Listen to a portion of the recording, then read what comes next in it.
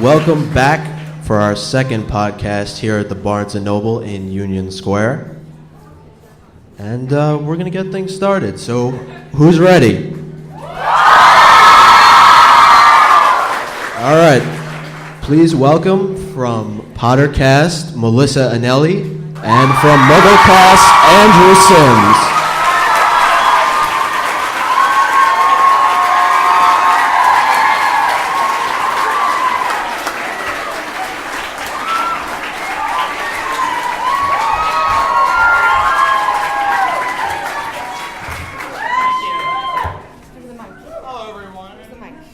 Hello, everyone. Hi,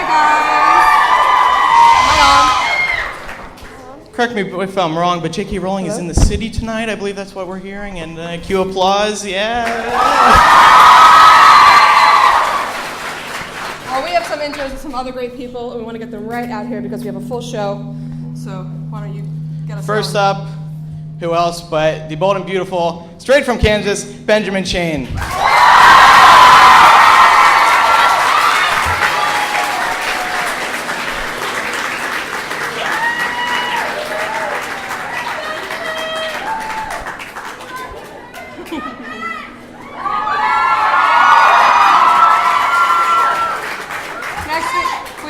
Our squeeing sweetheart, the Hufflepuff with definitely the most stuff, Sue Upton.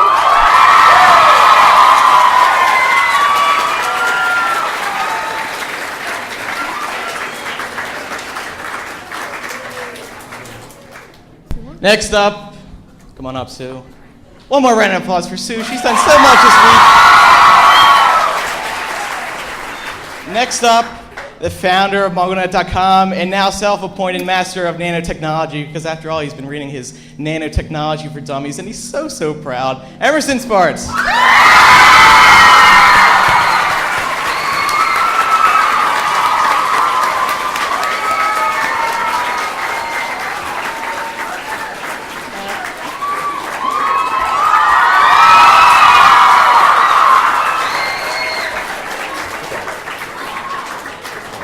Now, what else do we call this guy but everyone's favorite burrito boy? Dawlish fan, Mr. Horkery got smacked down by Joe himself, John Noe.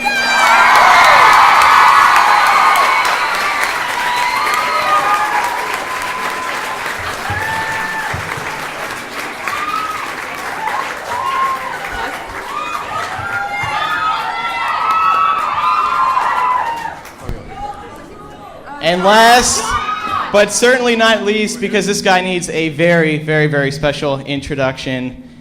He came over from the UK about 2 weeks ago, and Ben and I have spent so much time with him. He has turned more American than anyone in this room, Jamie Lawrence.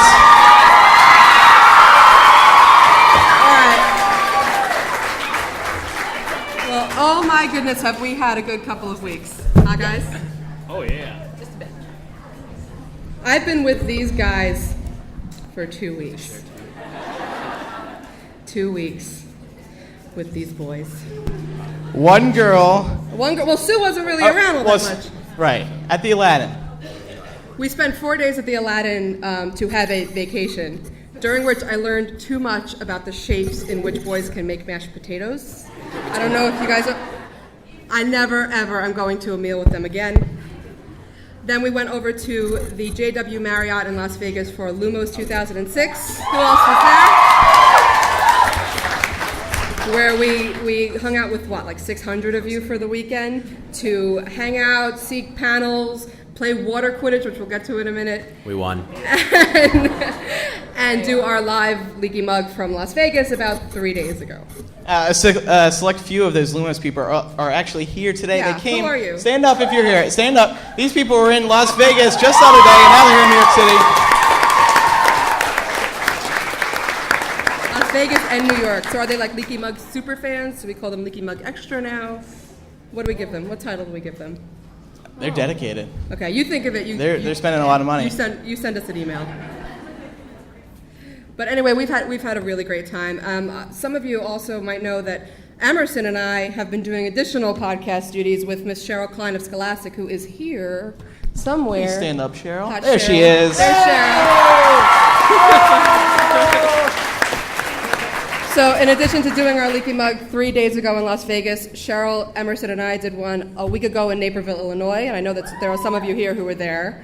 And we did one in Las Vegas last Tuesday, which is a week ago today, and then we did one in Los Angeles, yesterday? I've lost track of time at this point.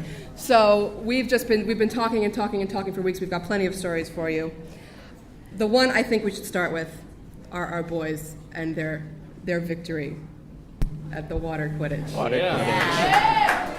Awesome. Captain John Noe was our Quidditch captain. He organized all of it for us. It was the big, leaky, and a few mugglecasters. Quidditch. And by that he means there was all mugglecasters plus one or two leaky. Me and Heather, of course, from Leaky. Oh, it was awesome. We had talked about doing this for since I heard about Lumos and since I went on their webpage and saw they had something called Water Quidditch. I'm like, that sounds awesome. So I emailed their coach and they're like, sorry, the teams are full. And so we were a little upset. But she got back with us later and said, hey, if you all want to play, you can put together a whole team on your own. You guys can play the champions of the Water Quidditch World Cup. So we did that, and we arrived as the last game was finishing, and they showed us some of the rules and just kind of laughed, thinking that we were going to get trounced. And I don't know, the first 10 minutes we got trounced. Do we have a picture of the winners here? We ended up coming back there. We just took care of those guys. I missed the whole thing. Yes. Because Kevin tried to call me, but we were having actually a study session for something we'll talk about in a minute. So I missed the whole water quidditch, and I got down there, and all I see are them lined up in the pool, and there's photographs and pictures, and people are taking. I'm like, what the heck is going on down there? But our boys won, and then I got a nice hug from one Mr. Wet, Eric Skull. It was practically the paparazzi. Wet Eric. Uh-oh.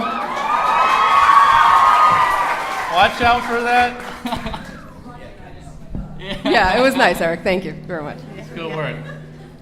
When John says we thought we were going to get trounced, he isn't joking at all. We spent about 3 hours in our room beforehand, sitting down, biting our nails, thinking, we're just going to make fools out of ourselves.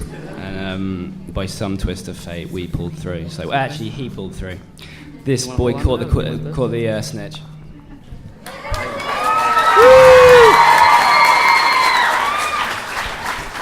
And John, it was a shame too, because so many people booed us afterwards. It was awful. They were kind of jealous. Who was the team we went against? Who won the actual finals? The Chompers or something? The who's? But they kept doing chomp. What does that mean? They're like. Oh, the Threshers then. How would you guys feel? They played water quidditch all day long, fought their way to the top. Yeah, see if we did that. Got to the end. These guys walk in all rested and dry in their MuggleNet t-shirts. I was certainly not wearing a MuggleNet t-shirt, and I just want to clarify. Well, that was fun. But as I mentioned, I was elsewhere during that, studying. I spent half this vacation studying my tuchus off. For Why school? would you do that? Are you still in school? I don't know what you're talking about. Well, this little thing happened in the Las Vegas podcast. We had a little trivia contest. Yes. Between Leaky and MuggleNet. And I want to ask, Emerson, who won? You mean who cheated? Yeah. They did. Gosh. I think it's quite obvious who won, because had these people won themselves, it would have been like front page MuggleNet news for like a week. And somehow, I don't know. Was there a post like yesterday about the Lumos activities that you finally made on MuggleNet? Yeah, Like yesterday? perhaps. We just want to draw attention to the fact that you guys cheated and embarrassed you on the front page of MuggleNet is what it really Of was. course, that's what we're going to hear from them because they're not adult enough to take the responsibility.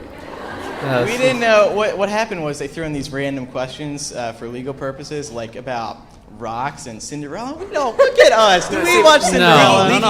Leaky's been in bed with the Harry Potter lexicon since, it's been years now. So The what we have now? nothing more to say on that. Hey, listen, I don't want to hear it about Cinderella. You guys are much closer to the age where you read Cinderella, so you should have no Yes. Hey, Melissa, I disagree. Cinderella was way before our time. Oh, I didn't hear it. Sorry, Emerson. Missed that. Well, when you're that old, you have nothing to do but sit around and read Harry Potter all day anyways. Oh. Ben, boo. Boo. cheap shot. I agree. Thank you, Kyle. He knows his name because it's his one fan.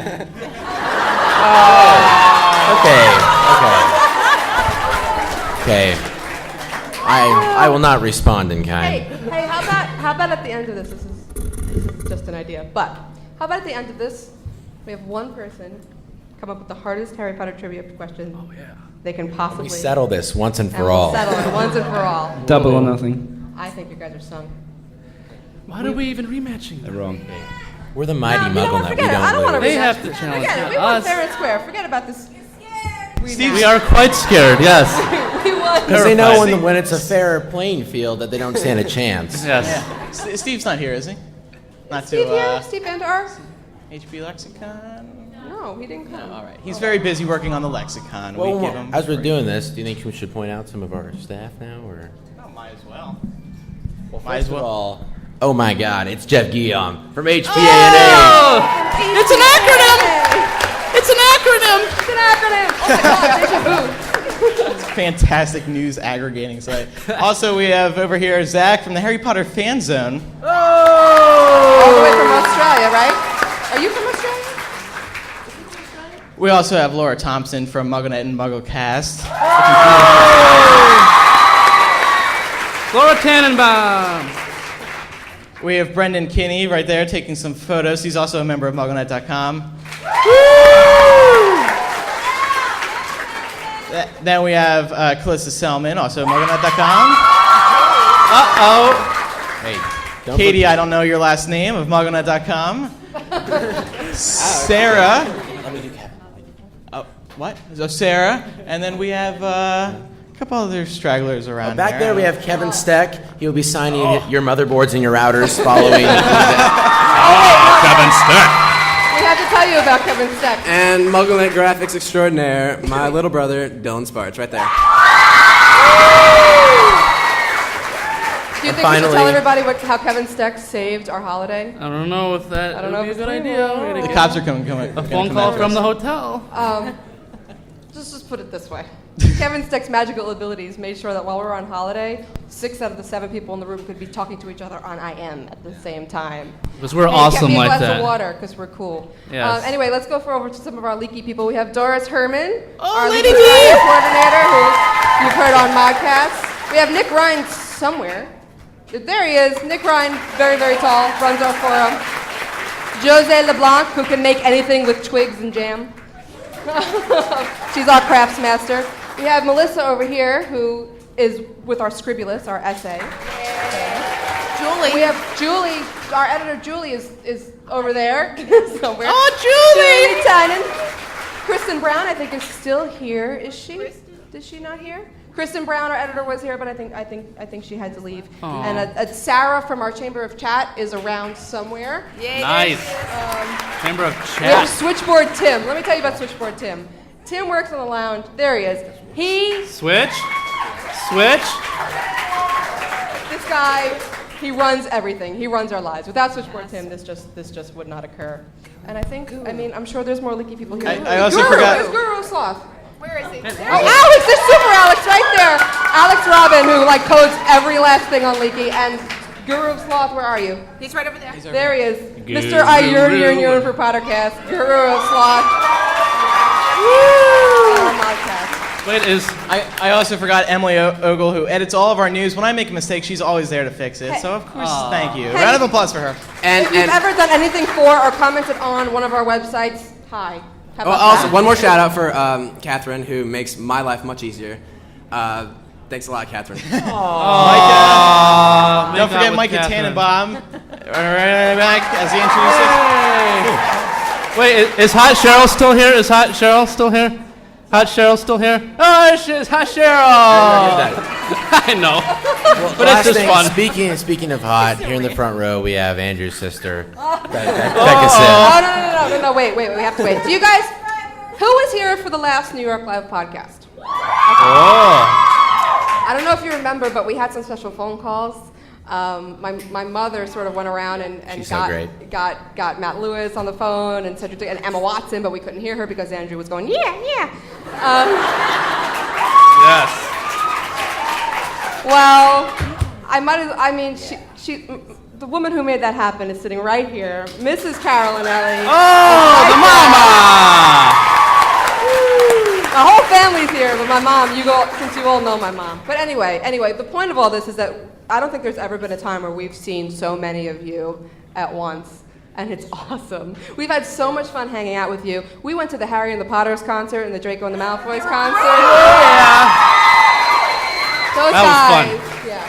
And Alex from the Remus Lupins opens for us in Las Vegas, and there's just nothing better when you guys all come together like this. So the past couple of weeks have just blown all of our minds. Right, Yes. Jamie? Yeah, Talk about your experiences in Vegas. okay, I'm from a country where we don't get much at all, okay? We only got TVs in the last 2 years, and electricity... What's that again? Sorry, doesn't it... iPods? Sorry? Oh, okay. No, I've had the best time of my life. It's been amazing with all these fabulous people. And Vegas, I'm going back to watch Ocean's 11 again so I can see everything that I've seen in real life. So, I've had the time of my life. Absolutely brilliant. And it's great to meet. It's great to meet you all as well.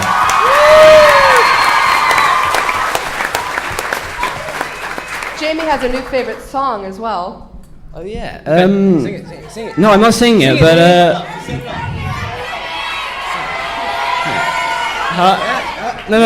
Okay. We were sitting by the pool between work breaks. You know, we have a couple of work breaks every now and again. And every time we touch by... I don't know, who's Discard came on the radio. And I hadn't heard this before because, like iPods, we've only got music in the past 2 years as well. So... I heard this and I didn't know who sang it, so I asked, I think Andrew, he told me, and I downloaded it, and every so often now I put my headphones in, turn it up to full volume and scream and jump about to this song. And At 3 in the morning. At 3 in the morning. And On the bed. on the bed, yeah. I think there have been and I think there have been about 4 broken beds so far because of that. Yes. And also the fountains at the Bellagio on the Strip. They do it to music, and the first night you saw it, we've seen it about 3 times now. I'm Proud to Be an American came on. And, sorry? Nice to have you. Thank you very much. So I'm abandoning my British roots, and all I can say is God bless the USA.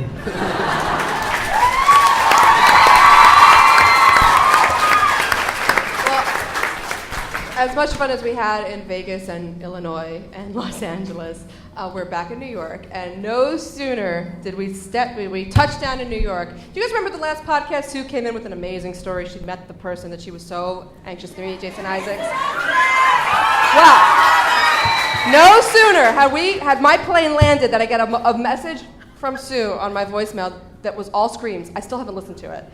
So I'm just going to let her tell you what that's about. Okay, well, first I had this incredibly horrible flight, and it took me 2 days to get here, and after being in the airport, and they lost my luggage, and so this, safe to say, they lose my luggage, and I have nothing to wear, so I'm at Bloomingdale's, literally buying unmentionables, and I get this phone call that's saying that, I know, sorry, I do this, see, we're going to start laughing, we're in trouble, so I can't look at you. Okay, so I get this phone call that Joe is at the show, the Daily Show. Okay, the Daily Show. She went in as a guest. And so literally I'm with Julie. There she is, lovely Julie. And we literally run at least 11 blocks.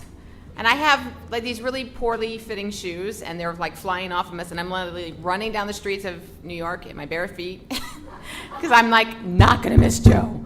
So we get there, and of course, naturally, because we had tried to get tickets and we didn't get get in, and everybody comes out, and I'm like, is Joe there? Is Joe there? No, Will Ferrell was there. Who? Joe? And they were looking at me like, and so I'm like, okay. So by this time we get our breath, and I was like, something in me said, you know what? She's here. I just know it. And everybody left. The street was absolutely deserted. It was long gone. I go around the corner, and there's Joe with her husband.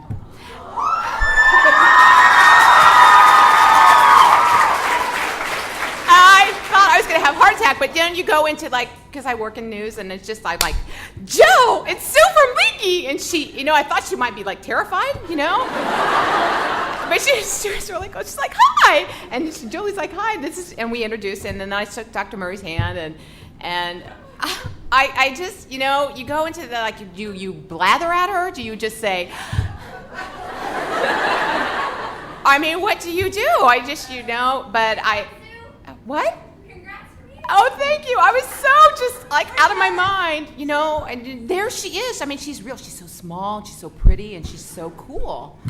So I'm like, okay. So I just was talking to her, and we were talking about how to getting tickets. We couldn't get tickets to the Daily Show, and how we love John, and we're talking like normal people. It was just incredible, and I had the presence of mind to give her the Leaky stickers and the Pottercast, and we talked about this, and then I got to hug her.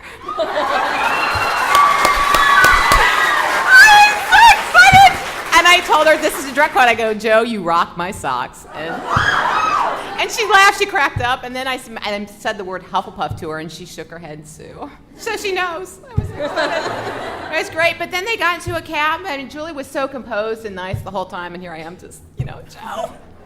But it was great, and she's wonderful, and she got into a cab with her husband, and only you, Sue. Only you would step down in New York and find Joe. Find Joe, man. It's like my homie Beacon was like, I have to find Joe, Little magic kid. So the next New York Live podcast, who's left? Who will you meet next? Ralph. Rafe. Ray, Ralph, and Rafe. Yeah, that's my next mission. The triplets will show up. So it's a great, just saying, Joe is she has great perfume on. She's beautiful. And let me tell you, her husband, he has his coolest Scottish accent. He's like Harry grown up, man. He had these cool glasses on. Wow. Well, speaking of Joe, we all saw her last night. We had a great time. Harry, Carrie, and Garb, who went already. Going tonight. Well, you're not going to be disappointed. You're going to have a great time, specifically for Stephen King and John Irving. We all know Joe. We all love Joe. It's very exciting when she gives us new info. But Stephen King and John Irving, you're going to love them. So, Ben, why don't you tell us what last night was like for you? Yeah. Well, the night before, for some reason, Jamie and I decided it'd be fun to stay up all night, so we were both just a little bit tired by the time we got to the reading. And the first two acts were very, very good. They were good. John Irving does some really good voices. Stephen King, he's a great storyteller. But when we finally got to Joe, it was just like everyone was clinging on to every word. The chapter that she read from was The Secret Riddle. Is that The Secret Riddle. And, it's when Dumbledore goes back into the Pensieve with Harry, and they look at what Tom Riddle was like as a youth. And that was really interesting. And then they came out, some people started asking her questions. And some of the questions that were asked sort of frustrated me because, as fans, we think if we had one question to ask Joe, we're not going to screw it up. And then I forget what was asked, but it just didn't tickle my fancy, so to speak. Was it the one about writing and when to know when to stop? That one? Yeah. Well, no, look at it this way, though. They said that they had probably thousands of questions to choose from. And I'm sure of those thousands, probably the hard question that we would have wanted to ask Joe was asked, and this is just the ones that they picked. Right. And they're not going to answer too juicy of a question because they want you to wait and not spoil the book. Well, I went to, for my newspaper, not for Leaky, I went to the press conference in the morning, and I wasn't called on. And the people from Scholastic were pointing at me in the back, call on her, and she didn't call on me. And my question, of course, was going to be, are you going to release the title of Book 7? But they didn't call on me. I don't know. It was fun. Real quick, hold on, real quick. I took a picture of Jamie when he was doing his little dance to Every Time We Touch, and I don't know. Well, here.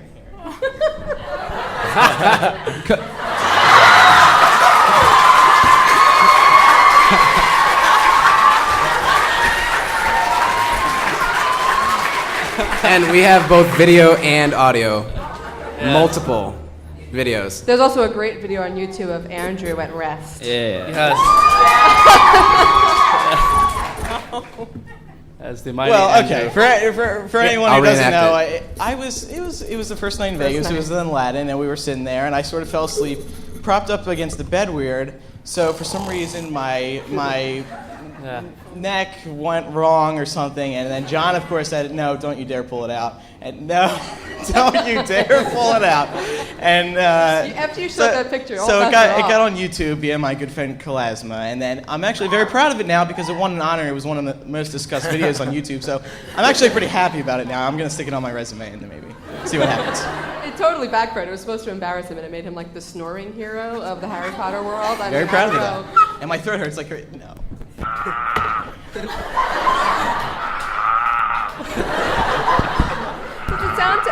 Does it sound to It anyone sounds like else? loose cattle in the room. Does it sound like that cow that sometimes opens when you're dieting and you put it in the refrigerator and you open it up, you know what I'm talking about? Or that little thing that you go, you know. This is just a silly Oh, discussion. Let's Andrew. move on. It's the cutest snoring I've ever seen. Thank you, John. Well, who else wants to share about last night? Yeah. Come on, you guys there. Who was there? We all were. Us? All of us. Oh, I Oh, I thought you guys forget. were gonna. Oh, you mean no? No. Later. We'll get to that. I just thought it was great because let's talk about those shoes. Oh my God, her shoes.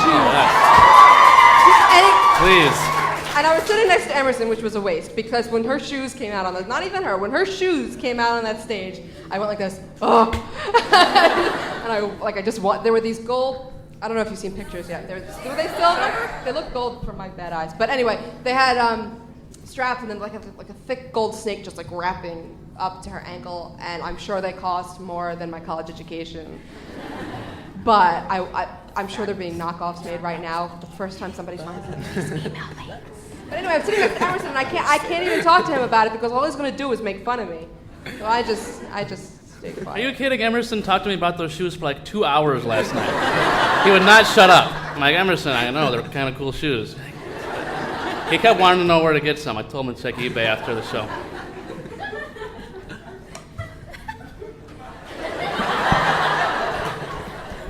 Are you turning red, Emerson? It's from Ben. You are. I'll just put it this way. Ben wasn't looking at her shoes. Oh, you're right. She was wearing a very fine dress. I'm telling Neil, you're busted. Yeah, when she came on stage, Ben made a noise similar to Andrew's snoring video.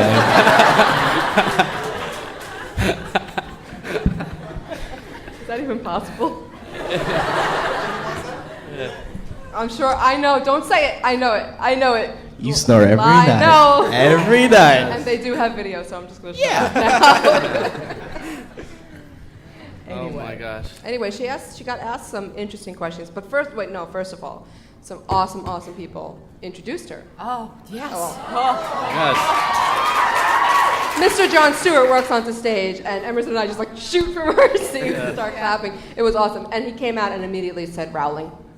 Rowling. To which I heard a lone rolling like bowling flying through the car. Yeah. And then he proceeded to heckle you. Was that? He did. He said, Joe said backstage that I could call it Rowling and her fans would heckle me and say it was Rowling, and they were wrong.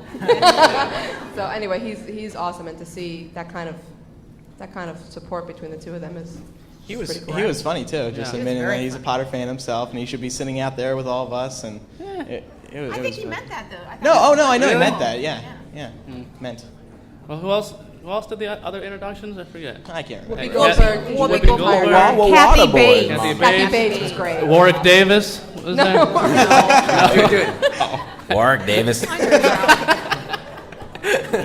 But who was the water boy's mother? Yeah. What was her name? Kathy Bates. Kathy Bobby Bates. Boucher. Great. No playing no foosball.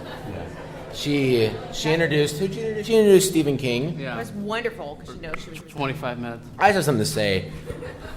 I come from a town with 1,200 people.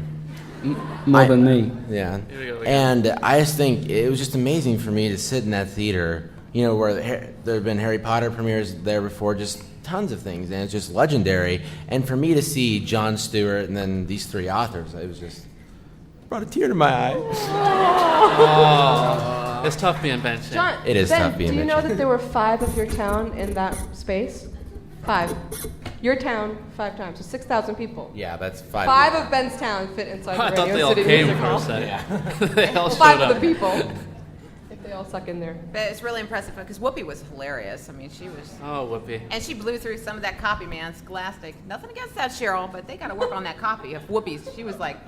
She was sort of making fun of the jokes, and she sort of just kept going. She was finding jokes she didn't Hot like. Cheryl and did just not going, write the jokes. The- If Hot Cheryl wrote the jokes, Shaking we'd her still head. be laughing today Yeah. at the jokes. This set is really cool. They have each of the authors like in a little like setting, so they feel like kind of like. So Stephen King's had like a little wheelbarrow, kind of like a. Yeah. Maine. thing, yeah. But Joe's was really cool. She Yeah, had- the king chair, practically. The chair was like kind of, I don't know. I was hoping for more Hogwarty. She but just looked it was out like like a outright castle. royal. She Yeah. did. It was Big just red chair very with regal. gold and Yeah. Very freckled. yeah. She did. I actually missed the intro to John Irving because, as Ben said, we stayed up all night and it was warm in there and dark and comfortable and so yeah. But yeah, it was still good. I feel compelled to say that. I'll have you know, I kept telling them to go to sleep. I went to sleep with all their running around and jumping. They didn't listen It's to the me. excitement. We can't. It's gotten to the point now where we just call Melissa Mom every time we want something. Because we stayed over. I'm sorry, you probably feel like this is weird. Melissa's parents. Okay. Yeah, we'd be in Vegas, and all of a sudden I'd hear, because we had a large hotel room, and I'd hear from the other end of the suite going, Mom! Mom!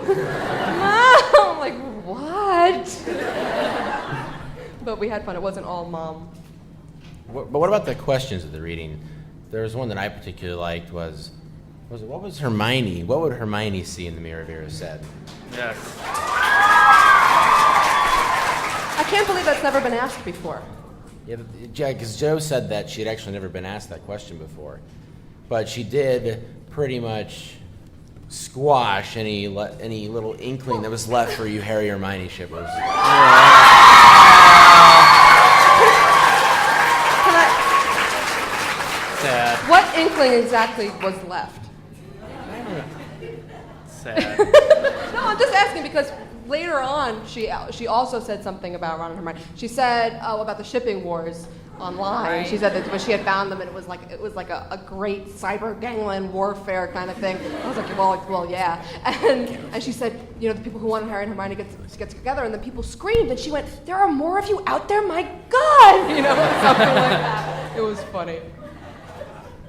I think her words when she was talking about what she'd see in the mirror was that she'd see herself entwined with a certain person at some point. Yes. But she did say that first and foremost, she'd see the war Oh, yeah. complete and the three of them alive. Yeah. Alive. And happy. Speaking of alive, Alive. And I'm going to tell a story now because I know. Actually, can we this shut is, up on this is my mic for a patented minute, story. please? No. Can we shut So it off? Melissa and I were at the have you event know in this is my Naperville, story, and he's Illinois, been about telling a it week all ago. over She's the been claiming country. credit for this story, but I own this story every bit as much as you do, Melissa, and I have very little else to didn't bring to the say a table. So, dang thing. anyway, this is about a week and a half ago at the Fine, podcast in Naperville. We were waiting backstage, and we were talking to the owner of the bookstore. And she was there the first time J.K. Rowling came to visit, which was years ago before she was famous. And she mentioned that, even though there weren't very many people there, but somebody asked her, a fan asked her if Harry, Ron, and Hermione would live through the end of the series. And she said yes. Good. I'm sort of glad Emerson is claiming this story because when J.K. Rowling is actually angry that we're talking about this all over the world, I could say Emerson did it. Yep. Actually, I'm fairly What do you mean? confident that she misspoke. I mean, if any of you haven't listened to the live podcast in New York, from Las Vegas, there's no way all three are going to make it through. Hate me for wrong. it, but it's true. Boo! Boo. It's rough, dude. Boo. It's rough being Ben Shane.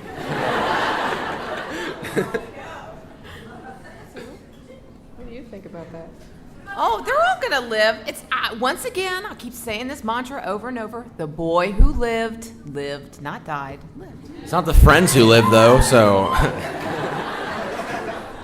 just saying, she's not gonna have us take us on this journey of this boy who every book has to face these insurmountable or these incredible odds that you just there would be no way, and to make us fall in love with this young man and all of his friends and take us and then just snuff them out right at the end. We've all learned that lesson. We've learned how life and death and how death can happen so quickly by the person who may or may not may not hear again from. But I think we will. The handy dandy mirror, Mr. Sirius Black. But I just think that she's not going to kill Harry. I don't think she's going to do that to us. I really, in my heart and soul, don't believe she will. When she was writing the story on the train, I'm sure she wasn't thinking to herself, oh, it's a great idea for a story. I'm going to write a book about a kid, his life sucks, and then he dies.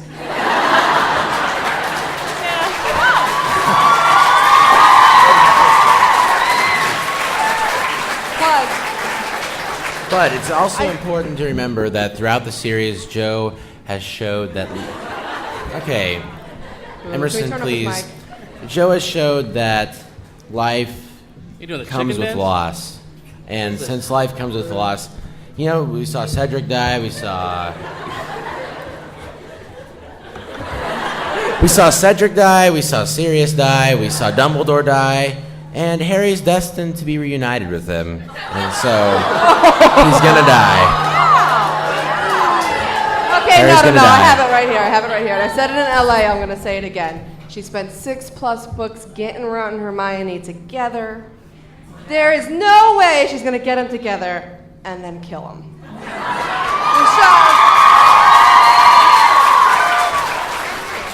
Actually, I'm going to steal a point from Andrew here. He's mentioned before how the books are about evoking emotions in the readers. And what better way but to cause the most emotion by killing the ones that we love? And Jo said that she doesn't go after the extras. She goes after the main characters and those who are close to the main characters. So one of them is going to die. It's probably Harry. We're not the trio, though. So we'll lose Lupin, we'll lose Mrs. Weasley, we'll lose Dawlish, we'll lose those people. We're not going to lose the trio, though. No way. One of them has to die. Yeah. Harry is not the third wheel. He has Ginny. Thank you very much. Oh, please. Well, let's go back to Jo for a minute, and then we'll come back to all this in a little bit. She was also asked about redemption patterns in her characters, and right, Yes. about Snape and about Draco, and whether people can redeem themselves. And she didn't say. The question was which characters, if any, will show redemption in the 7th book. But she didn't really answer that. She said that for what happens because of Draco not being able to kill that person. Right. Well, I know, come on. My mom hasn't read the book, so I'm sorry. Amelia Bone. Leaky spoiled her. She got completely spoiled by going to Leaky. No, actually, first Jason Isaac spoiled you, yes. And then Leaky spoiled you. Oh, no. I'm sure he There's meant a way to well. go, Mon. I'm sure he meant well. Jason Anyway, Isaacs. she said that Draco will find out in book 7 what that means for him. I mean, not like we didn't know, but to hear her say it, Right, and she also pointed out that any character can redeem themselves except those who are suffering from psychological disorders like Voldemort, because we all know he's just off his rocker. She called him a psychopath. Well, but here's the thing. If he's a psychopath, can he help that? Can we blame him for being a psychopath? I think so. Okay. It is our choices, Harry, far more than our abilities.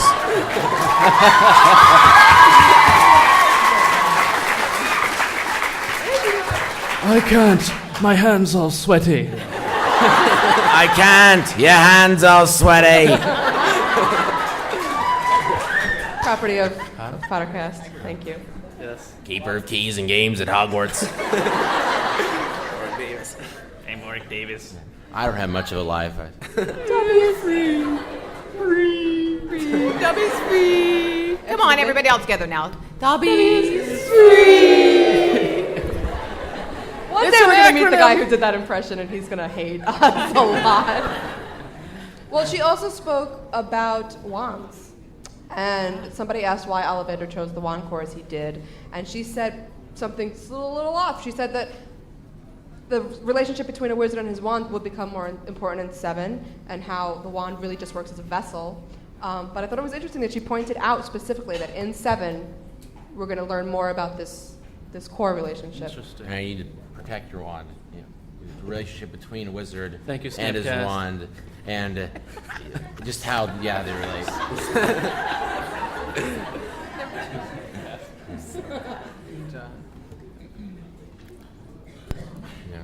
Okay. Nothing. Andrew's being a little quiet. I don't even remember what other questions were asked. I'm sorry. I don't know. What were we talking about? I was just talking to Jamie.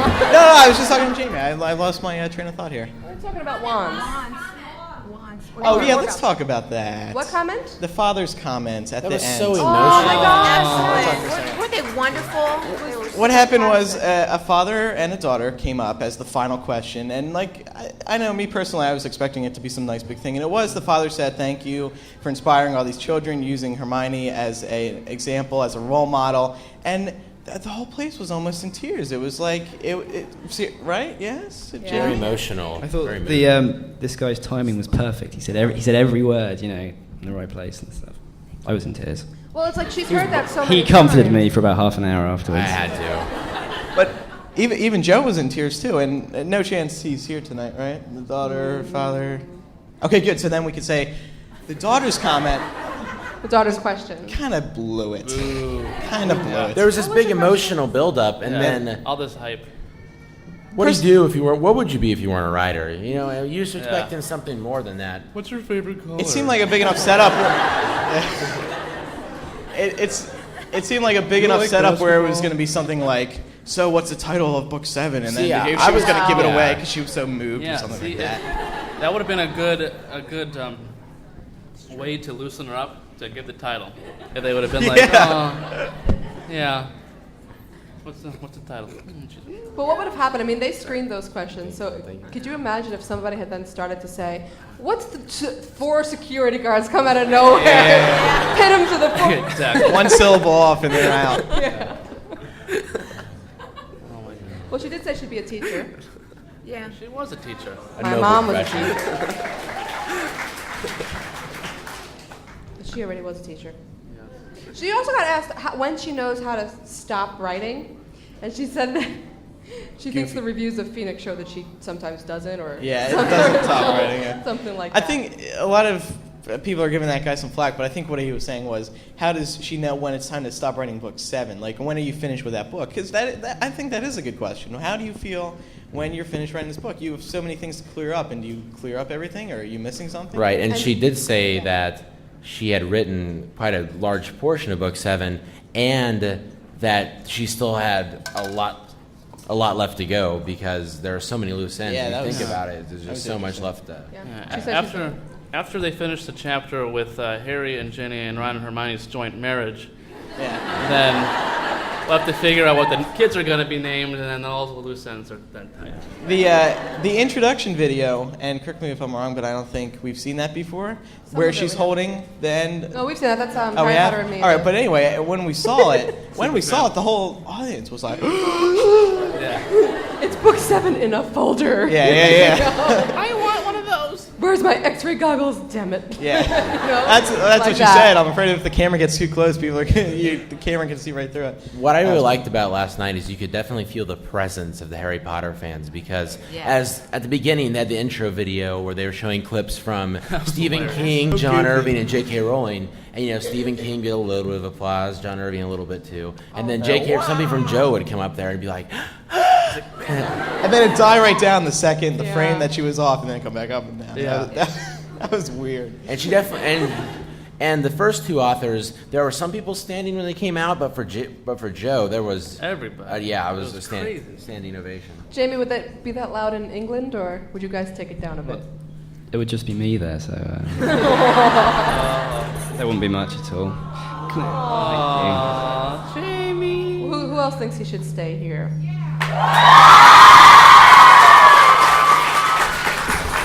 I think this is a good time to transition into that, not completely hop off the topic, but Jamie does have an opportunity to come back to California in late September. September. It's up to you. Depends on you. For the Podcast Awards Podcast Awards. 2006. First, I want to say, before we go into the Podcast Awards, I think that MuggleCast just got a really, really cool Oh, I am honor. so proud of this. They are nominated for a Kids' Choice Australia Award, Nickelodeon. Favorite podcast.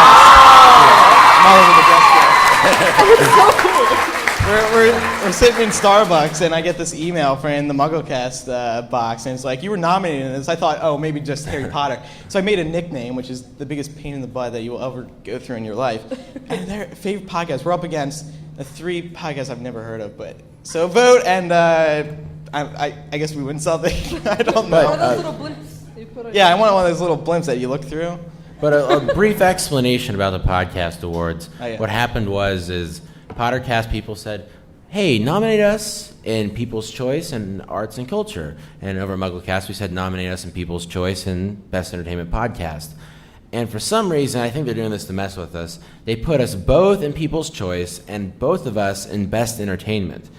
But not have no fear. We came up with a solution to this. And the way we're going to accomplish this is everybody vote for MuggleCast in People's Choice. You vote once every 24 hours, so after you leave here, skedaddle to your computers, log on, podcastawards.com, and then vote for Pottercast and Best Entertainment Podcast. So we can go to California, we can have fun, and we can show them the power of the Harry Potter fans. And hopefully we'll be able to do a live podcast out there and give the West Coast guys some more fun. So I think Back to our original discussion, take this kid back to California, or back to the U.S. Because he's proud to be an American. Well, I think it's time that we start taking some. What do you think? Yeah, that's a good. Some questions? You guys want questions? You want to come up to the mic? Hey, for Kyle here. We have Kyle here in the front row. Kyle. Ben's fan. Oh, we got a. Which one? That one. All right, so put that between them and you and I. Yeah, push that down a little bit. Push that one down. Push that mic down. Just Push that down. Push this down. That way. Alrighty. So you can share it. Hey. I was listening to MuggleCast the other day. It's a good show. Good show, by the way. It is. And they were discussing about how when Harry was frozen on the astronomy tower with Dumbledore, when Dumbledore died, and he is dead, how he's dead. What's your question? How the spell wore off of him and he could walk around again. So, would the jinxes and all that stuff that Dumbledore put on Hogwarts be worn off? Like, so could Voldemort just apparate right into Hogwarts? No. I don't. Jamie has this one. Okay, I was going to say that it could just be that his jinx was temporary anyway. It wasn't that it wore off, because he died. Because if he'd been kidnapped and it had been a permanent charm, Harry would have been there forever, just lying there immobilized. So, yeah, I'd say that. But I think Dumbledore's such a powerful wizard that he'd realize that if anything happened to him, and something could happen to him, since he's right in the middle of a war, that Hogwarts would be,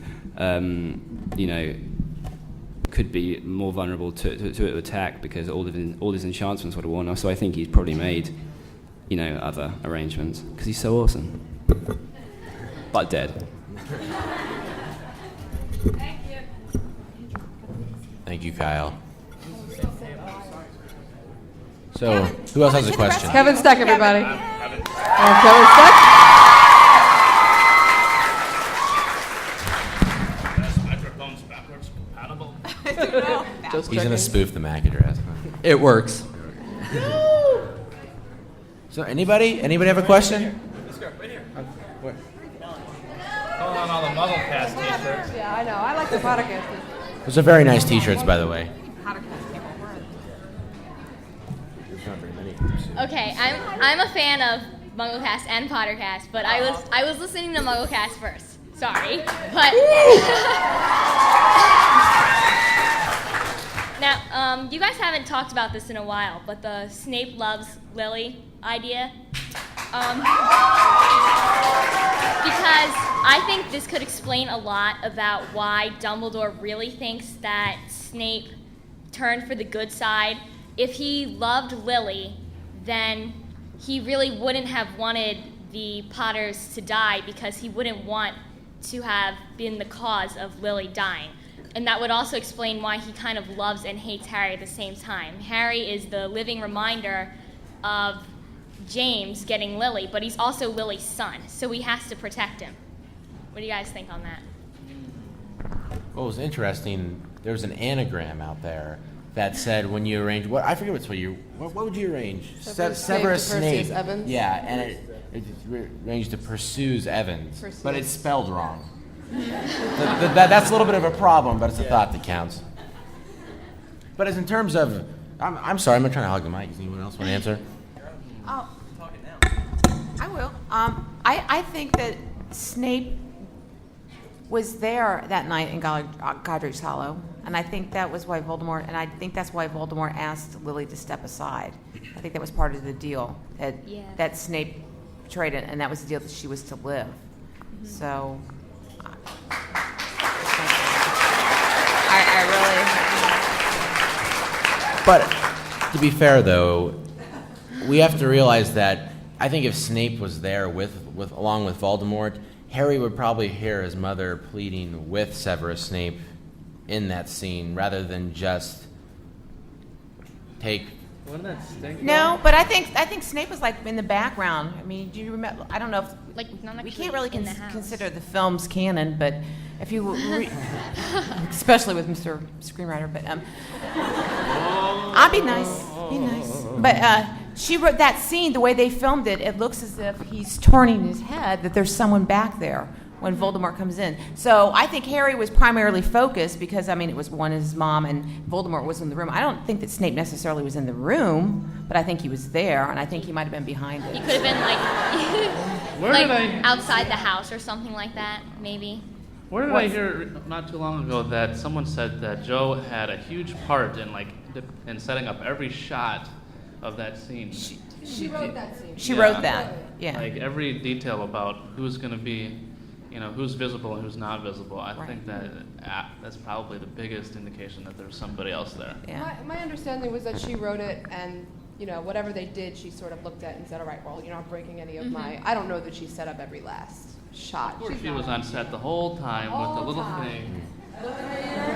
Little director's chair. Exactly. Yeah. If only she would do that. That'd be so Okay. Thanks. This girl over here. Here she comes. Is there any slack on that cord?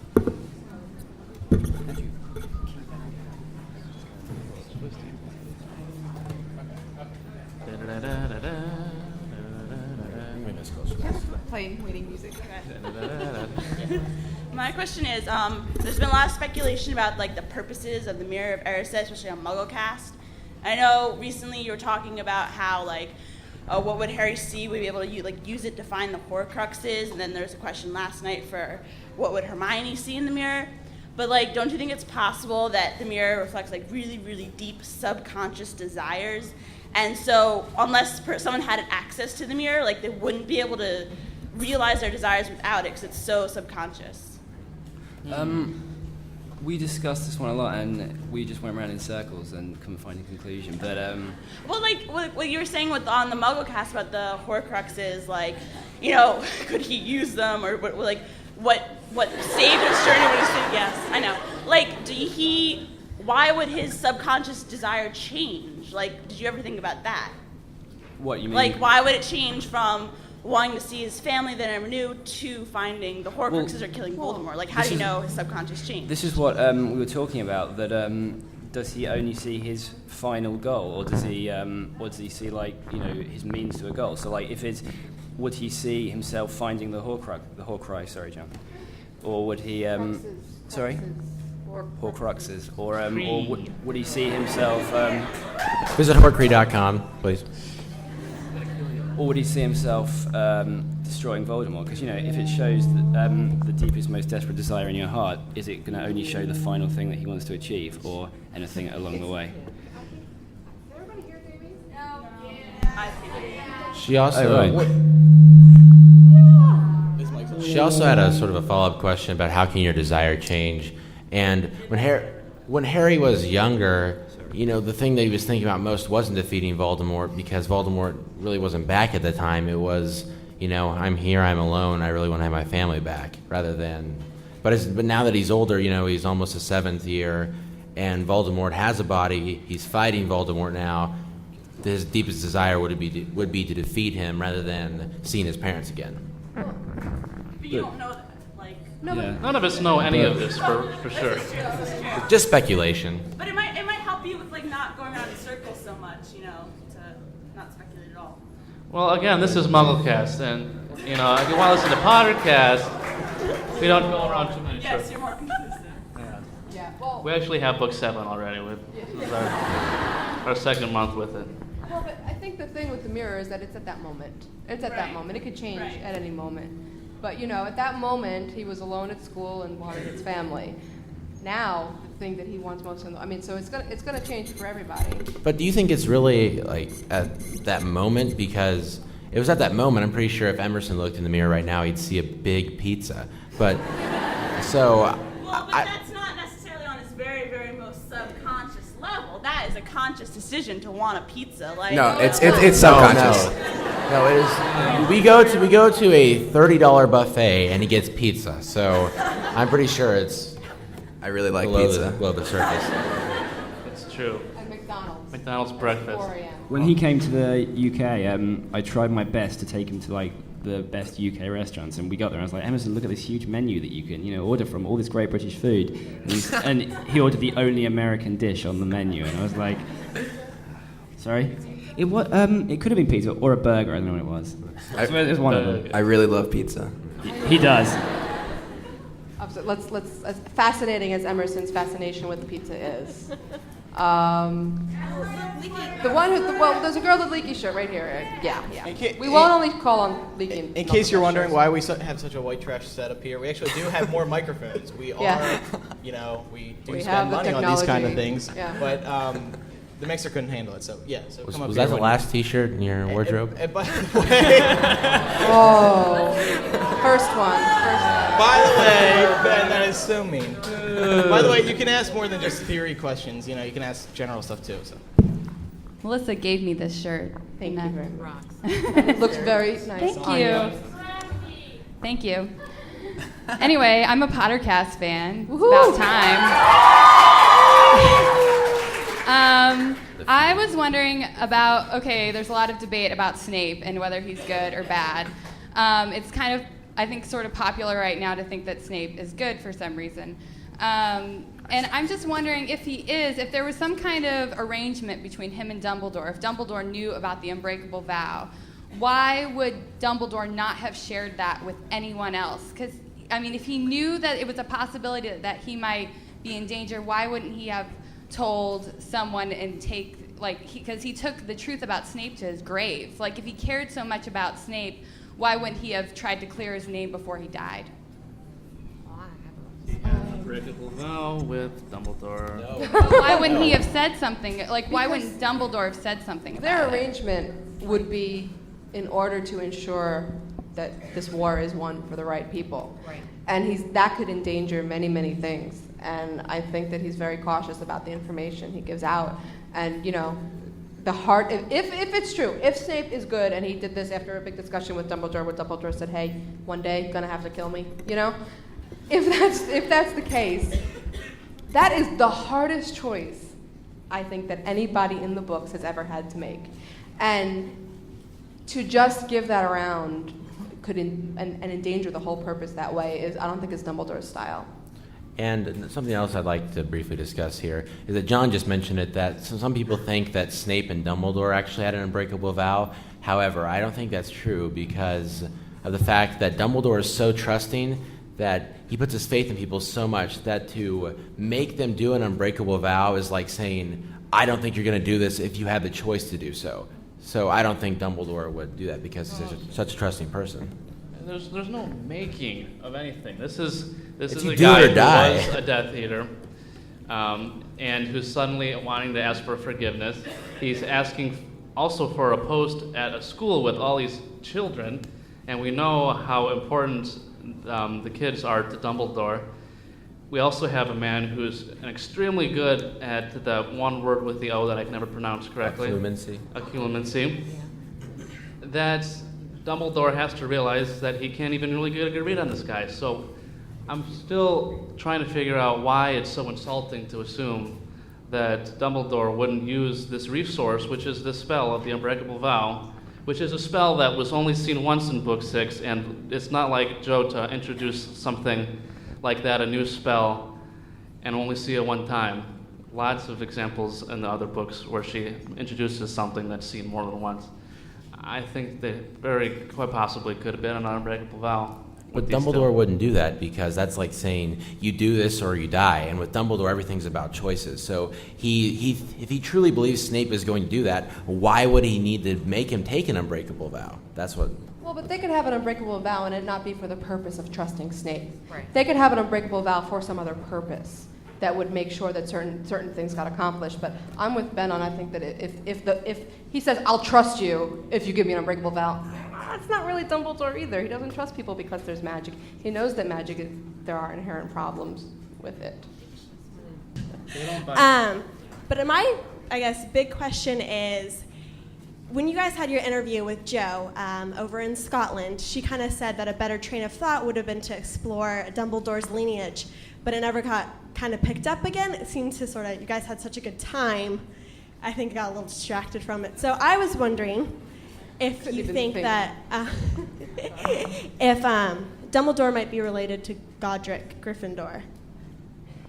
Possible. I wonder about the ring and the Peverell crest on it and why Dumbledore was wearing it around. I know he was wearing it to Slughorns, but it just seems a little strange to wear the empty Horcrux ring around. Yeah. So you think he's Ravenclaw? Peverell's Ravenclaw, has that been sort of traced? I don't know. But I don't know about Godric, but I've always wondered about a connection to the Weasleys. Ooh. You know? The auburn hair, I know, everybody with auburn hair has to be related, blah, blah, blah. But it's possible. What if he's Harry's great-grandpa? No. She's dismissed that, hasn't she, openly a couple of times? I sort of hope she dismisses the whole somebody's related to each other and that's the big secret thing. Because we've been there. You know what I'm thinking, though, is about, you're talking about Godric Gryffindor. Do we think that Fawkes belonged to Godric Gryffindor? I've heard that theory. And no, she said that Fawkes belongs to Dumbledore's and he's Dumbledore's exclusively. Well, but once Godric's gone, I mean... Yeah, that's true. Does so the he might have Phoenix been die? passed down. You know? She did? She said what? Apparently she said Fawkes never belonged to anyone else. And we've all been owned right here. Okay. I remember that. When did she say that? At one point when she was asked that question. Oh, yeah. Thank you, John. Anyway, good question. That was. Okay, thanks. Thanks for coming. That's great. All you guys came from all around. That's awesome. How about the Alex lookalike? Yeah. Nobody knows what's Alex. Yeah. Yeah. I didn't even. Alex from Remus Lupin. He Lupin. rocks. Alex rocks. No. Hey, my name is Quinn. First of all, I just wanted to say that me and my friends flew here from Los Angeles yesterday. Awesome. We flew from Los Angeles yesterday to see Joe. Okay, well, my question is, in the fourth book, when Voldemort comes back, do you think that he used up a Horcrux to come back, or if it was an alternate source? Absolutely. I forgot all about that. He didn't have to use up a Horcrux to come back. He already was a Horcrux. Yeah. That spirit of him is his remaining, is a piece of soul. He said I was meaner than the thinnest spirit or something. So if he was a Horcrux, then it would have used that up? Well, that will be the piece of soul inside him now. Yeah, that would be. Yeah. That's the last bit of soul that Harry's going to have to kill. Yeah, it's that's in him. But didn't he also have other Horcruxes too? Like, Yeah, and they're out there. That's why he didn't totally die. So it was just the one that he probably used up? Well, he didn't use it up. It still exists. He just now has a body over it. It's the only one that actually has body, as opposed to all the other ones which are in really, really ostentatious containers in places that should have signs over them that say Horcrux here. Nah, not really, but you know what I mean. Yeah. Was he asking about in Godric's Hollow? No. No. When he came back. That was the last question. Whoa. Because I always thought that when he got, knocked out in Godric's Hollow, that his means of return from that point on was another Horcrux. Yeah. It was okay. He got knocked out in Godric's Hollow because there were other Horcruxes existing in other places. He did not die. Therefore, the rest of soul that was in him became that spirit that wandered through all the hills and blah blah blah, and then that became the Voldemort that is today. Which spirit? Right, Cheryl? Yeah. Okay. Sorta. But she's so hot. What's the question? I'm lost. You guys know? No. Did we answer it? Did we answer it for you? What do you mean by use a Horcrux up? Like, Sorry, you can finish it, Jam. I was going to say that I think it was just a spell to gain a body that he could walk and talk and walk around in. So I don't think he used a Horcrux, but he just used all of the ingredients that the flesh of the servant, all that kind of thing, just so he could perform magic, all that kind of thing. Because I think when he's in his ghostly form, he still has his power, but it can't be wielded because he has no he can't hold a wand, he can't really concentrate how he is. So he needed that spell to put himself back into a body so he could do all the things that he could do as a wizard, I think. Thank you. Right back there. Who? Girl with the blue and get the thing on your arm. You got the wristband on. A girl in the blue just happened to She be dressed in the dark today. You just had an off shirt. Shush. Just kidding. Potter, I'm just kidding. I love Pottercast. Excellent show. First, go Lumos Water Quidditch, Polar Bears. Were you we made the finals. We lost. Anyway, I had a theory I wanted to see what your opinions were on. A lot of people think there needs to be a sacrifice in the 7th book of Harry or Ron or Hermione. Yep. Which I... Nope. Along with that theory, I was wondering if the theory I have is that maybe Hogwarts itself is the final Horcrux, and the final sacrifice will have to be the destruction of the school itself. That's a giant Horcrux. And Harry will have to destroy his home, which was also cool. Can you honestly see that happening? I actually can. I think you really liked Lord of the Rings and Braveheart. No, I mean, seriously, if you read the 7th book and the book ended with Hogwarts being destroyed, wouldn't you be like, come on, Joe, give me the real book, Yeah. However, Hagrid does say in the beginning that Voldemort in the First War didn't dare try taking the school. Not just yet. Which I always thought was sort of weird that it was brought up, like that was brought up as his big goal. He didn't dare try taking Europe, the world, So I do think that we're going to see the big battle on Hogwarts ground. But as for the sacrifice, no. Harry sacrificed enough. Thank you.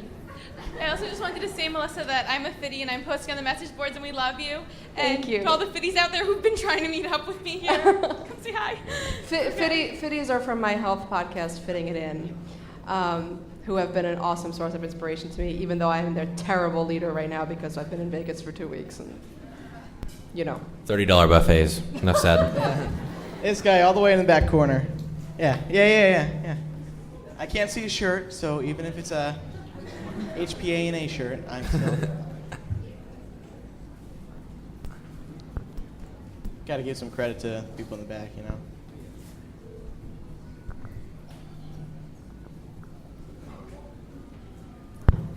Simple but nice shirt. Hi. First of all, I was listening to the Las Vegas podcast in the car as I got here, but I stopped in the middle of the trivia contest, so Leaky was up. We ended up you guys winning won. that, actually. Sorry to spoil you, but I think it was worth it. We released the live podcast actually just last night, so everyone go and check that out, and we'll probably release this one next few days. And these are on their own feed now, so I know you've been getting these on both Pottercast and MuggleCast, but now there is its own Leaky Mug feed, so you got to resubscribe on iTunes and do all that junk. But your old hands in it, so. It's easy. Aww. So I want to respond to actually what that guy Quinn said, but first I finished my third read of Half-Blood Prince last night, and I'd always been like a Dumbledore's still alive, like conspiracy theorist, but for some reason, this third time that I read about his portrait being there, I like gave up all hope, and I don't really think that there's any way around that. Anyway, so. But you're wearing a shirt that says hope, so you have some. Yes, that's true. He fell off a tower. Yeah, who said that? Yeah, cool. Anyway, so he was talking about Horcruxes, and I was always wondering about like using up Horcruxes because he was so intent on having so many. But if they don't get used up or anything, it seems like the only reason to have so many is just in case people destroy them, you know what I mean? Because if they're all the same, then you might as well just have one, and then you can still die like an infinite number of times. I never really understood how that worked.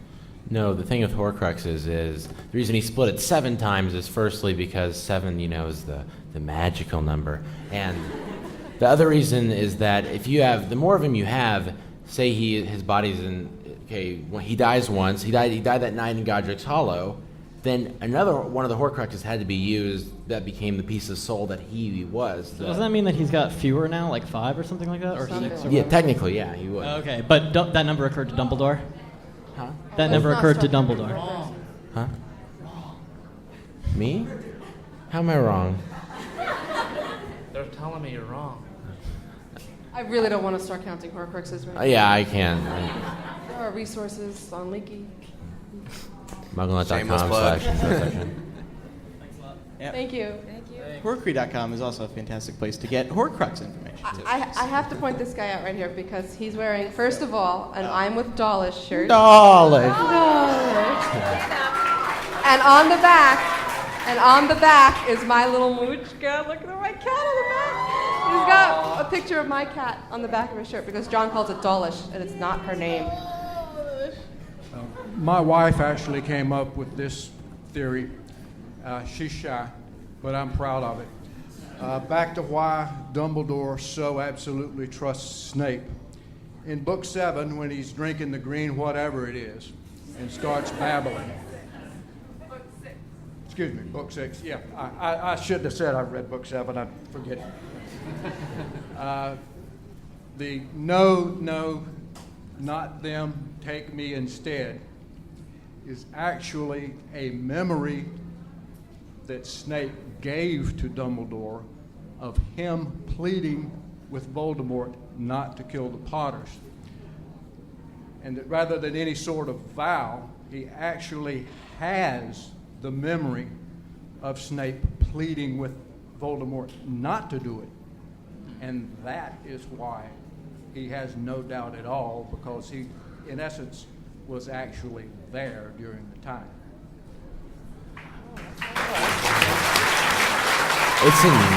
It's a very interesting theory, but I just don't know how you can get the connection between the green goo that he was drinking and that invoking that memory. I guess that's true, but I've also... Something to give him the strength to keep drinking the swill.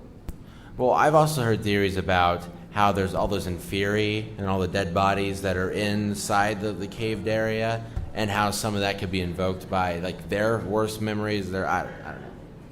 Well, what I want to say to that is that during Emerson and my interview with J.K. Rowling, she said that for theories on what Dumbledore would face with a boggart, we should reread Book 6. And I always thought she meant that scene, because we do hear Dumbledore saying very specifically, don't hurt them, it's my fault, I'll never do it again. So if Snape was pleading with Dumbledore, as you mentioned, it would be over something he's done, and he's telling Voldemort, he's telling Voldemort, I'll never do it again, which I don't know if that fits with what we know so far, but I just sort of feel like that's where she was pointing us, that his worst fear is being either replayed in his head or lived out for the first time in his mind in that scene. How about the girl with the Leaky Mug sign?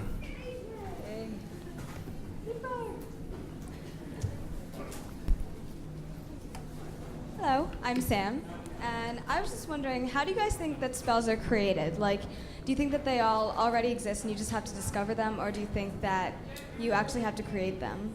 Speak right into She just wants to know how spells are created. how spells are created. Sorry. Yeah, next question.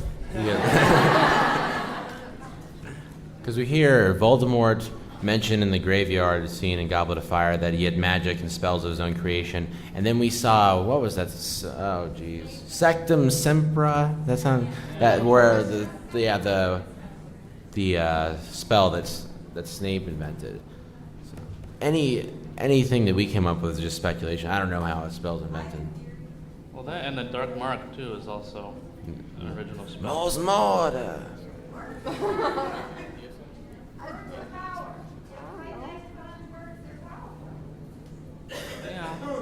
concentrates your power. But the words concentrate the power. Okay. I mean that. Yeah. If you know, I guess if you're strong enough of a wizard, technically you could probably do whatever kind of spell you could think of, within limitations, I suppose. And I don't know. I think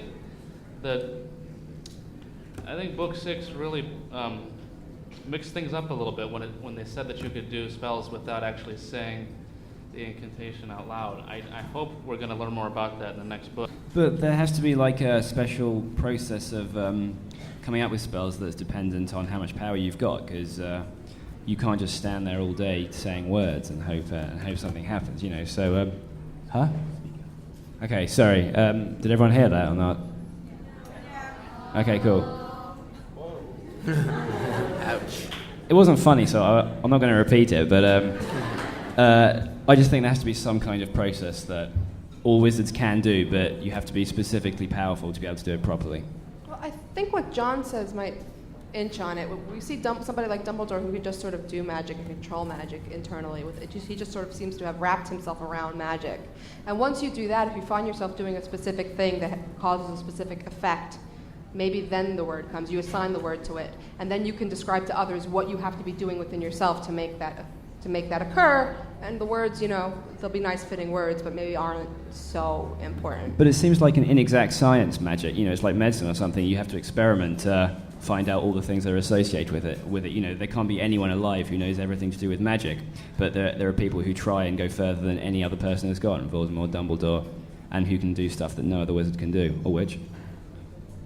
Hermione made one in her first year. She made one in the fourth year. It said she made the portable fire. That was an existing spell. The comment is that Hermione made a portable fire in the first year. That's something that was existing that she could learn how to do. We're talking about actually creating the spell. They actually said that she made up that point spell. No, she found that in a book. She found a useful point me spell for Harry in fourth year. No, that was from their 18 years in the library.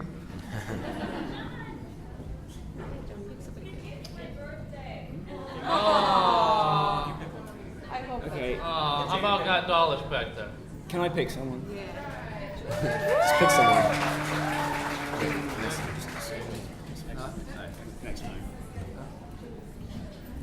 Sorry? I know, I'm shameless, sorry. My question is about how Joe mentioned that Voldemort is a psychopath. Because I work in psychology, and there's a lot of talk now that mental illness is part genetics and part like a triggering event or upbringing. So this comes back to the whole nature-nurture debate. And I'm wondering if you think that Voldemort was born evil, or if he just had that propensity for it or something, and that it was triggered by his traumatic childhood. I think you just answered your own question. I think science does show nowadays that it is about half genetics and the rest of it is upbringing. So I think it has to be a combination of both. Well, that's been my point on the forums, but a lot of people are yelling at me and saying that he's just... Well, they're wrong. Well, All right. well, because we mentioned how pureblood wizards, how they're becoming few and far between, and especially with the Gaunts and all of them, they actually started inbreeding. So Voldemort's half his problem is that he chose to be that way, and the other half of the problem is that his mom's his sister and his dad's his brother. You know, Do you know? Ben knows all about that, being from Kansas.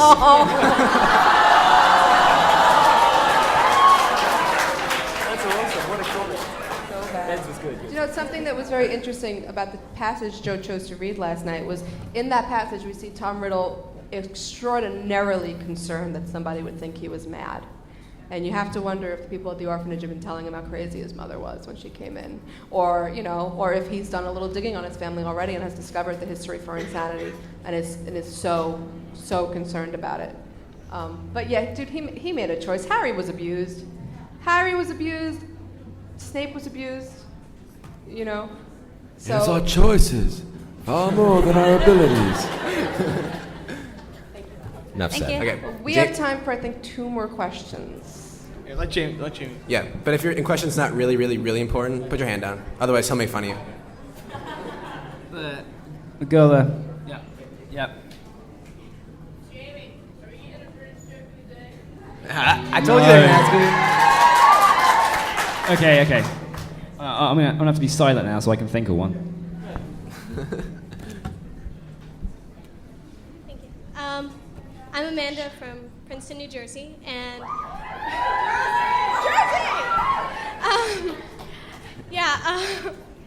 I was wondering.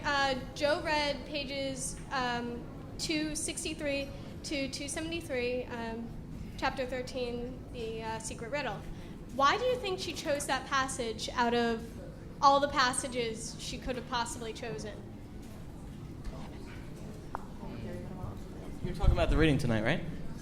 Yeah. Last night. Or last night, right. Yeah. I mean, I thought it was a really good chapter to read into in relation to the other ones. I mean, it was intriguing to listen to her read it. I mean, any chapter really, she's going to. We're all going to. Sorry. Any chapter that she's going to read, we're all really going to enjoy. I mean, I think she probably enjoyed writing that chapter herself, so she probably feels proud enough to read it. I have something to say. I think she chose that deliberately because it had to do about Voldemort, and I thought it was reinforcing that it's very interesting that memories and Voldemort are going to be a big part in the next book. I mean, I just think that why he became a wizard and him having to go home, I thought during the summer was kind of back to that place was kind of interesting. So I wonder if they actually will. I don't know. I just thought that was very deliberate. She chose that deliberately because it was about Voldemort. But just to hear her say that was name, her voice, say Tom Riddle, just very emotional. No. I mean, I thought that, she even introduced that part of the book by saying how this is the story of another boy about to start his time at Hogwarts. And I think just to say another boy is to, purposely try to have all of us think about all the parallels and differences as well with Harry and Voldemort. In book 6, Harry learning all about Riddle as a kid, Dumbledore deciding that this is the most important thing he can do with his time with Harry this last year is to teach him about Riddle, is saying that book 7, the way he's going to have to, vanquish Voldemort is to have a vast understanding of this kid and to also include the idea of this compassion power or love power that Voldemort doesn't know about. Harry understanding Riddle, possibly ending up having compassion for Riddle, possibly even being able to use the Kurskar link to send compassionate thoughts into his mind. That's how he's going to do it. That's the end. That's the end of the book, right there. I got one thing. I thought it was very interesting about Tom Riddle's name. Yes. She was she said that very, very carefully. And I just have to wonder why Merope Gaunt only said that before she died. He must be named this. Yeah. I don't know. I just want to make a quick comment. Both podcasts, I know, both podcasts just make all our weeks better, and they make us laugh. Thank you. Thank you for making our weeks brighter. One more. Yeah. Who gets the picket? Oh, pressure. I always feel bad for the people in the back. So, okay, that kid, the boy back there jumping, a jumping boy. There you go.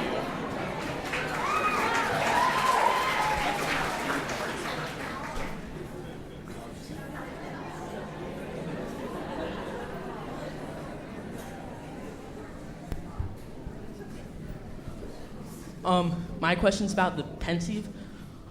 I think you guys discussed this a little bit on MuggleCast. First of all, you were talking before that you think that. Okay, you were thinking. You were saying that you think that Snape was there. Other people think that Wormtail was at Godric's Hollow when Harry's parents were died. I was thinking that maybe Harry would use the pensieve and extract his own memory of his parents' death and watch his parents die again. And he will see that someone else was there. He will see something that, something, and he'll find out something. Well, in the interview with Emerson and Melissa, Emerson brought up a fair point that I actually agreed with, and it was that your memory, I thought when you take it out of your mind and put it into the pensieve, that it was actually biased towards your point of view, but Joe said it was not. I'm saying, I know. Joe said that it was not biased towards your point of view, so that actually could work in theory. I don't know if he'll do that, though. Good idea. There's gotta be information. I think it's definitely possible it could. Totally. I just don't know if it'll be necessary, but totally. Great job. Yeah. Take it easy on your way back.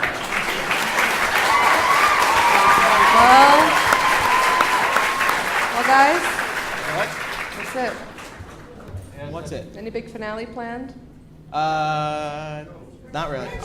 California, 2 September, California. Everyone's invited. All of you. Maybe, hopefully. We do have one. We do have a quick Giveaway. gigantic list of thank yous. So Oh, yeah, that's bear it. with us for one moment. Oh. We have to say thank you to the awesome crew of Barnes & Noble for helping with everything here today.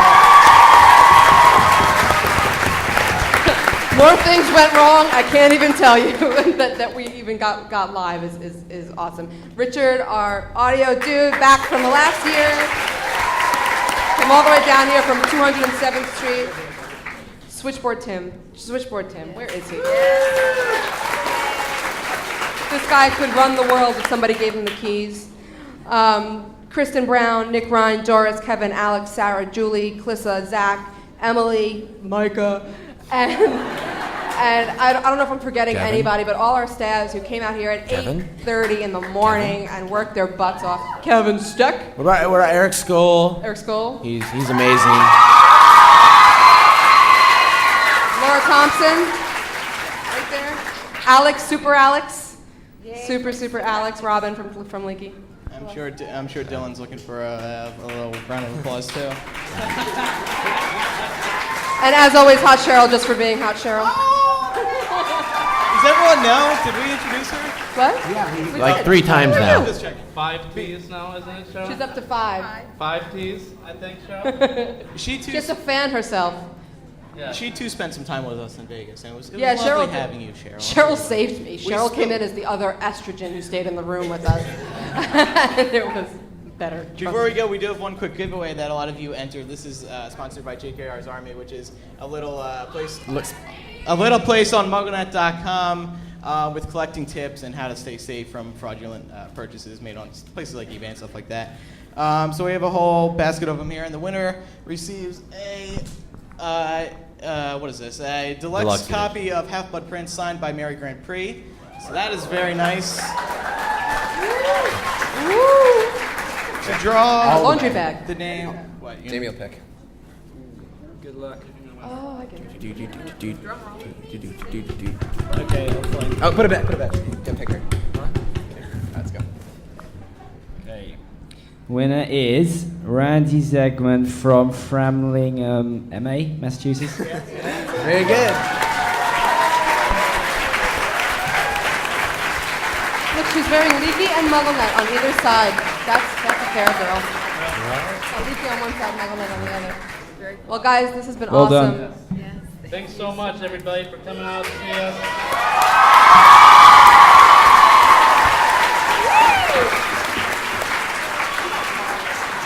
Thank you, guys.